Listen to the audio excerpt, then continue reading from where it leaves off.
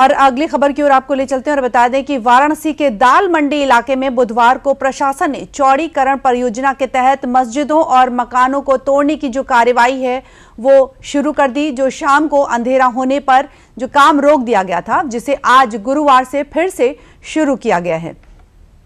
बता दें कि वाराणसी के दाल मंडी में आज फिर बुलडोजर एक्शन होगा। दरअसल बुधवार सुबह 7:30 से शुरू हुई ये प्रक्रिया करीब 11 घंटे तक चली थी और इस दौरान 5 मस्जिदों के 50 से 60% हिस्से को गिरा दिया गया था।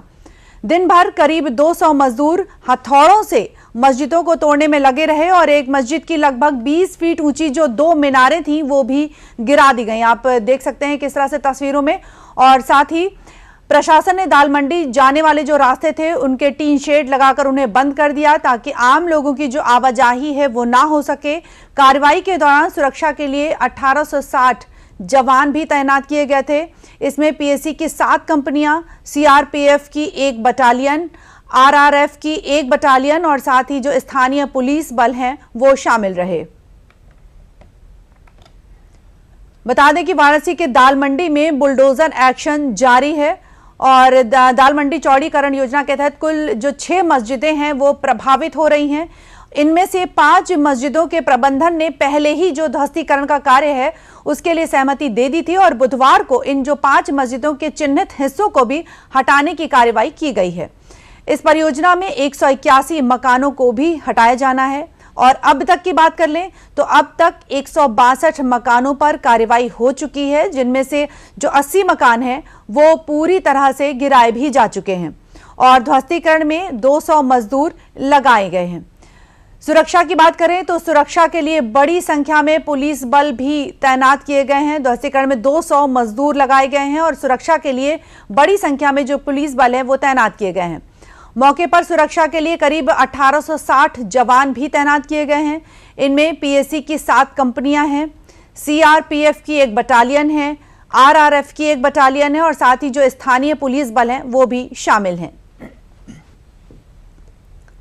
बता दें कि वाराणसी के दाल मंडी में एक्शन की ये पटकथा ऐसे भी नहीं रखी गई है, बल्कि इसके पीछे एक बड़ा विजन है।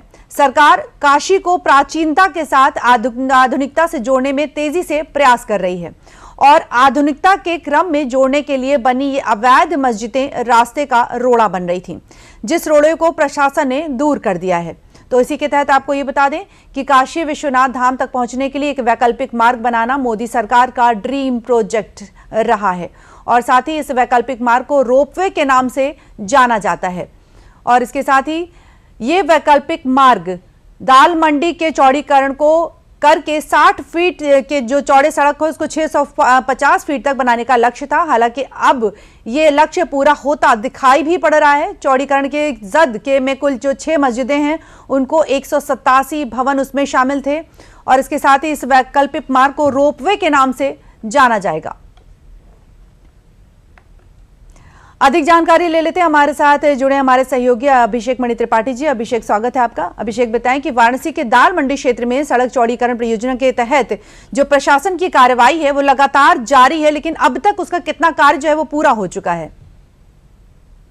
जी बिल्कुल, देखिए अगर बात करें तो लगभग अभी 100 से अधिक जो है भवन जो है वो गिराए जा चुके हैं। अगर बात करें और लगातार अगर मस्जिदों की बात करी तो 5 से 6 ऐसी मस्जिद थी जिनकी कमेटी से लगातार बात हो रही थी। साथ ही साथ सरकार ये भी कह रही है कि जो अवैध मस्जिदें बनी हैं, जो जिनके कागज पत्र हैं भी, उन्हें नई जगह जो है स्थान दिया जाएगा, क्योंकि जो बड़ा फोकस है काशी कॉरिडोर का है, बाबा विश्वनाथ के दर्शन का है कि लोग आसानी से वहां पहुंच चुके हैं। और साथ ही साथ जो चौड़ीकरण की बात की जा रही है वहां उद्योग का भी बड़ा नजर देखा जाएगा, हथकरघा उद्योग और तमाम, जैसे बनारसी साड़ी की बात की जाती है तो बनारस की जो प्रचलित चीजें हैं वो आसानी से वहां पे उसके स्टॉल लगाए जाएं ताकि दुकानें जो लगे वो जब रोड चौड़ी हो जाए ताकि श्रद्धालुओं को भी दिक्कत ना हो, इस बात का विशेष ध्यान दिया जाए। उसको लेकर लगातार जो है काम चल रहा है। तो लगातार बात करें प्रशासन बड़े स्तर पे काम कर रहा है।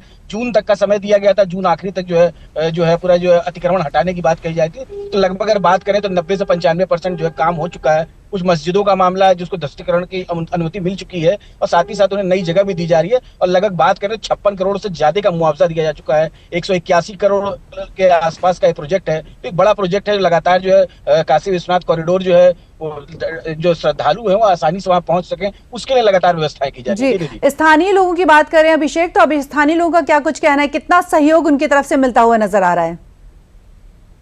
जी बिल्कुल, देखिए स्थानीय लोग की बात करें, बाबा काशीनाथ का जो है कॉरिडोर की जब बात हो रही तो ऐसे में स्थानीय लोगों को खुशी भी है। हाँ, लेकिन थोड़ा सा नाराजगी उनकी है जो थोड़ा सा रोड के ज्यादा पास तक इनकी जो दुकानें थी, जो लंबे समय से वहां रह रहे थे, उन्हें थोड़ी नाराजगी है। लेकिन जो सरकार है लगातार। जी, अभिषेक से हमारा संपर्क टूटता हुआ नजर आ रहा है। बहुत बहुत धन्यवाद अभिषेक हमसे जुड़ने के लिए।